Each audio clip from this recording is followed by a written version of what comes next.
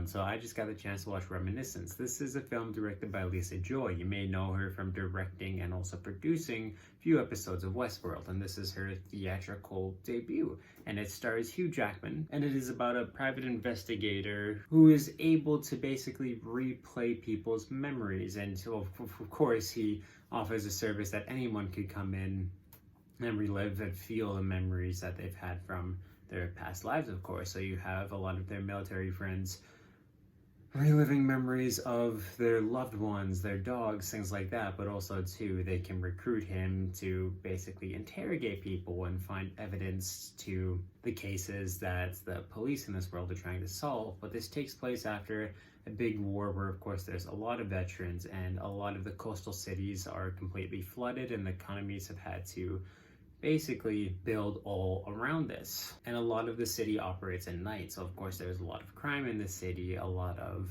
hidden secrets by the city's kind of top officials and people who really live lives of crime. And it's up to Hugh Jackman to basically untangle all of this after he has a customer come in who's basically hit him in ways that he's never felt before. He feels love again, and she mysteriously goes missing one day and just tries everything he can to find her through diving into his own memories and unlocking basically a huge case that will change the course of this city and the world forever. So without further ado, let me get into my review for Reminiscence. This movie clocks in at just a little under 2 hours long, and you can either watch it in theaters or on HBO Max if you have access to either one of those. Right off the bat, I do want to say that you could instantly tell that this had a lot of Westworld inspiration from it, not just because a lot of the actors from that show make their way into this film. The music's also done by Ramin Djawadi. I really hope I got that pronunciation right, but he does the music for Westworld, the show. But just the way that the world is built, the way that they talk about memories, human emotion, things like that, it is done in a very, very similar style, and you see a whole lot of, just like I said, that same inspiration and creativity from that show making its way into this film. And kind of similar to, I found that this movie has a great concept, just like the third season of Westworld did, but not a lot of execution nor time to deliver upon all of that. Of course, the concept in this is really cool, and I found it was really believable that the future is so bad and a lot of people are just way too down on their luck. They know that they can never get ahead because of the way that the structures of power have just been placed all against them, and they've lost too much to ever move forward again. So they relive the past moments of their lives, the memories that are going to make them feel good in their few days that they have remaining, or a few weeks, however long it is. These people have just lost all hope of moving forward, so they go back to the things that make them the happiest, the things that they love. And I feel like that is true to human nature, and they kind of talk and deliver upon that really, really well. But this movie is really bloated, where it feels like this could have been like a TV series and a lot better executed because of how many characters, stories, little things that they want you to know and remember that they just do not have time to brush through. So you get very convoluted and lost in the way that they try to tell this story. What I mean by that is kind of similar to something like Game of Thrones or Harry Potter, where there's so many characters, houses, factions, things like that. It gives you time to know these characters and flush through the histories. But in this movie, it's, like I said, just under 2 hours where they throw a ton at you, and it's really tough to remember a character that was mentioned not even quite by name maybe 45 minutes ago in the movie, for them to appear now, and you're supposed to know exactly who they are and their history just from that one little mention that they had. And they do this multiple times with so many characters that, like I said, you maybe see them for a few seconds or they're just mentions, but they have such a huge impact on the story.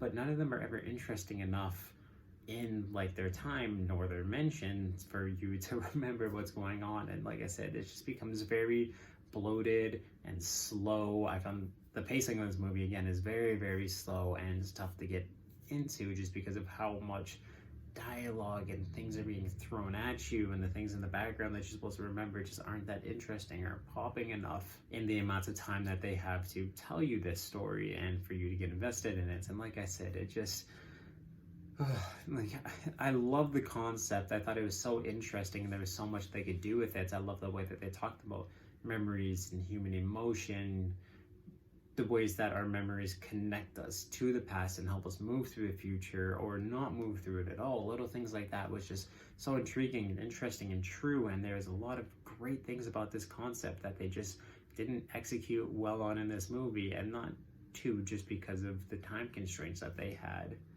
but just this movie was way too bloated. There was too many characters that they threw with this, and they just weren't able to fit it all in. And like I said, it just ended up becoming a bit of a bloated and uninteresting mess by the end of this, where the first half an hour was really, really good.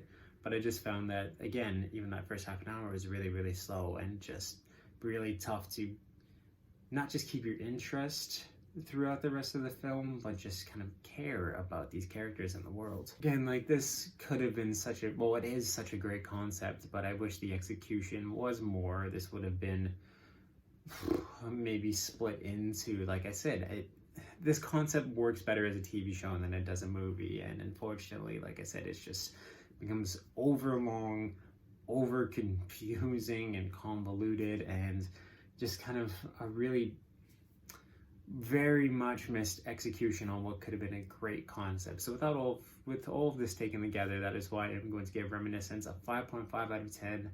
I really wanted to give it a 6, but I feel like for me that rating tells you that it's good, and it's kind of like my minimum recommendation for going out or paying to see a movie, but I can't personally just suggest that from my experience with this film. But if you have seen Reminiscence, please let me know what you thought about it in the comments down below. And if you like this video, definitely give it a thumbs up, and you can check out everything I do on my YouTube channel, whether it be movie reviews or anything else, through my playlist down below, and I also link them up top here. You can subscribe and turn a little ringer on if you want to know when I upload new videos. In terms of everything that I do on Twitch and live stream wise, there's a link in the description down there, and there's also a link to the Media Mountain, which is my Discord where we talk about movies, video games, TVs, comics, basically everything that's awesome in this world. So you can definitely join that amazing community. I'll make it even more amazing than it is already. But if you haven't, check out Reminiscence, like I said, on HBO Max or in theaters. And awesome, guys.